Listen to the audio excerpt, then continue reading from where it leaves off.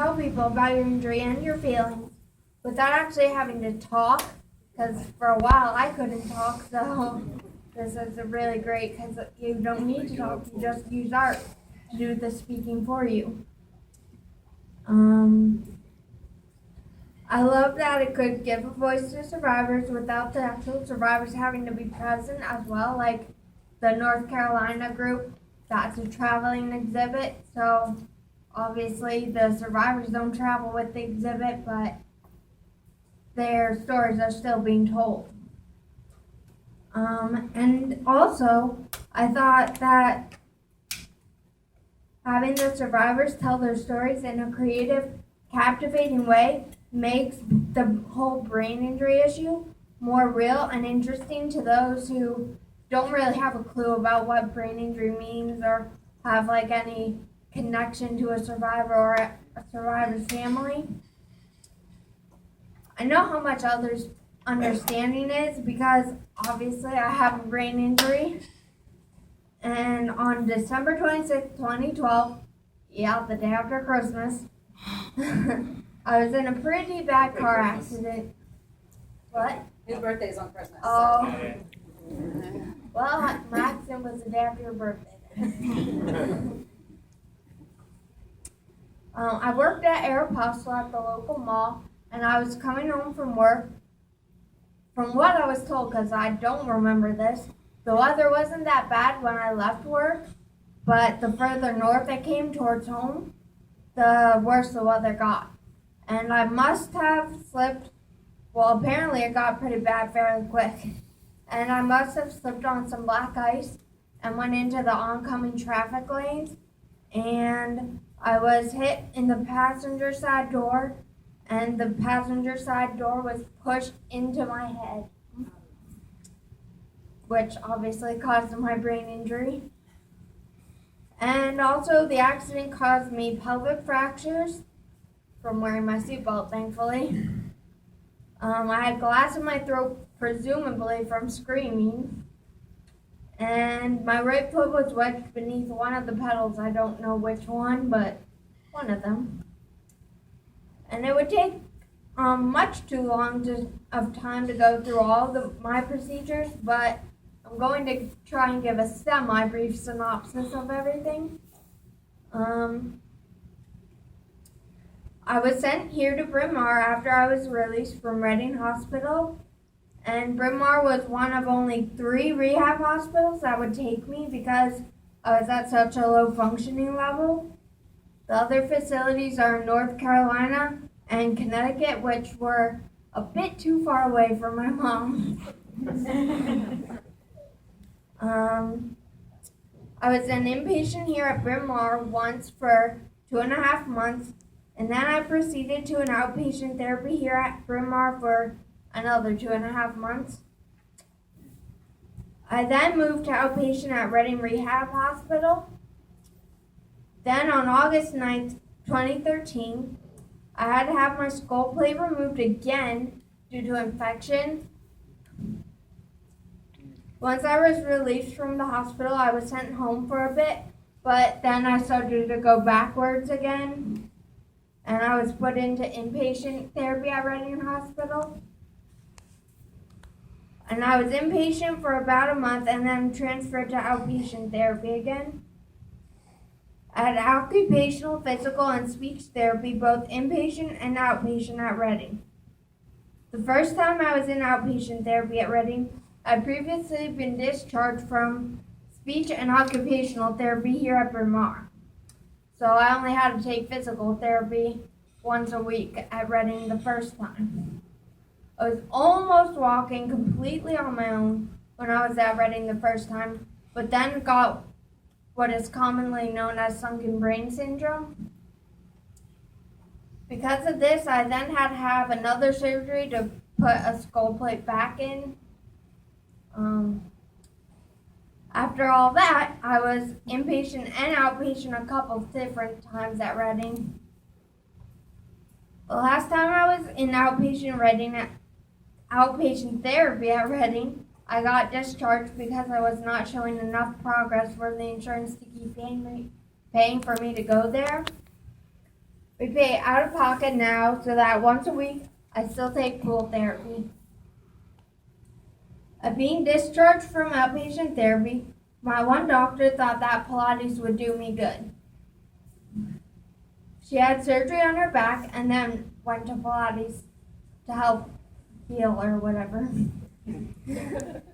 She said it really helped her, so she gave me the information for the Pilates instructor that she went to. We decided to give it a try. It wouldn't hurt, right? We were kind of running out of options. So my mom called Lisa, the Pilates instructor. Lisa said she would meet with us and see if she thought that she could help me. We met with Lisa about 3 months ago, and we all decided to give it a try. I've been taking Pilates once a week since then, and I believe it has really been helping me. It also helps that I can actually see the results a lot quicker than the therapy was doing for me. And I actually also enjoy the exercises. And I do the exercises, some of them, at home almost every day. Unlike the exercises I got from physical therapy.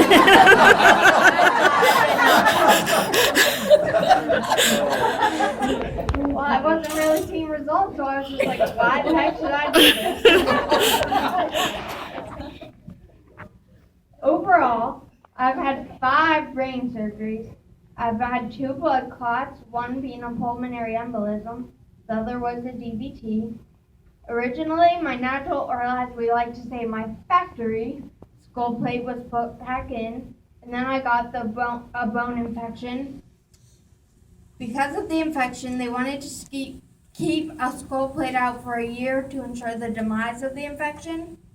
But then I got what is commonly known as sunken brain syndrome. As a result of that, they decided to compromise, and at the 6-month mark, they decided to put a skull plate in. They weren't sure at what point my oncoming deficiencies would become permanent.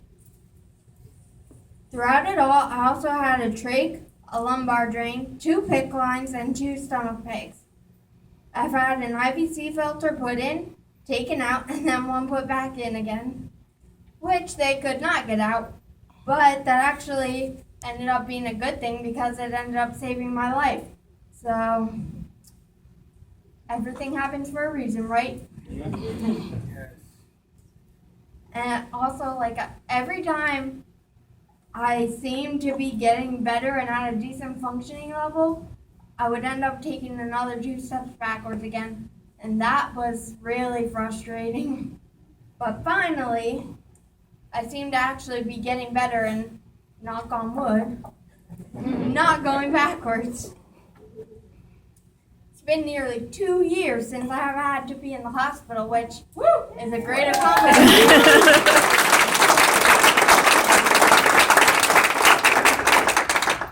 It wasn't too short of a synopsis, was it? But it's kind of hard to make a nearly 4-year go-around short, so it could have been a lot longer. And it was really complicated.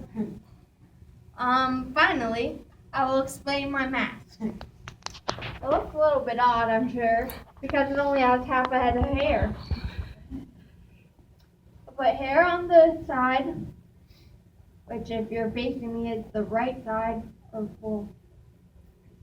Left. Okay, that's actually on the wrong side. Whatever.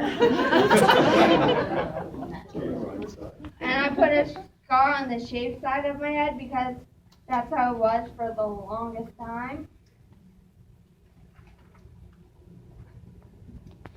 Every time my hair would start to grow back, I would end up needing another surgery, and it would get shaved off again, which, let me tell you, I was not happy about. The one time, my mom loves to tell this story, the one time I cried because I was like, "You're gonna have to shave my head again?" And my mom was crying because I had to have another surgery. My hair was part of my identity, I thought, and although that sounds a little vain, I just couldn't shave or even really cut my hair on the left side of my head because it just meant so much to me at the time. I put some lipstick on my mask because I love to look fabulous. Even when it's hard to, which is why I also put heart-shaped earrings and the word hidden by the hair. The word fabulous on my mask, which is on peacock feather background. I also put the word creative on my mask because I think that I've always been pretty creative, but this unfortunate accident gave me time to put my creativity to work. I now make some jewelry among other creative activities, which I relearned how to do through occupational therapy here at Bryn Mawr and also at Reading, which is where I really learned to make jewelry. I also found it fitting to put the word strong, positive, and determined on my mask. Strong, positive, and determined. Because throughout this whole scary adventure, I tried to stay strong and positive as much as I could.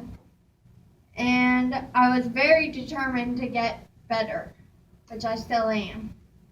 You can never let something put you down, not something like this.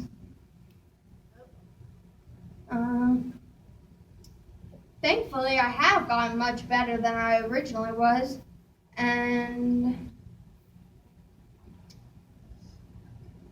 hopefully I will continue to get better, obviously, because I can't walk yet on my own. I do walk with a walker a little bit, but not terribly far, and it's even more awkward. I almost said awkwarder. It's even more awkward to like go uphill or downhill. Downhill is really awkward because you're like, oh, go so fast.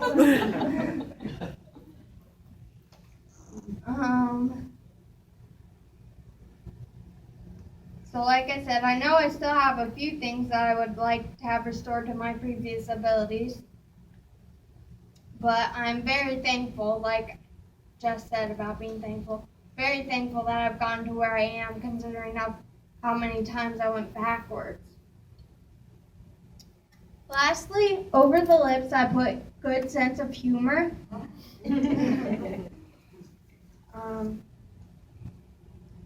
Because I believe that humor is very important, and humor and joking have always and still are the best way to handle such situations. I know sometimes it can be hard, but I think it's still the best. To others, it may seem that my family and I joke about the most inappropriate things, like my accident, things about my accident. But it is said that laughter is the best medicine, which I truly believe is correct. If you don't laugh, you cry, right? Yep. And I would much rather laugh, which I'm sure most of you, if not all of you, would do.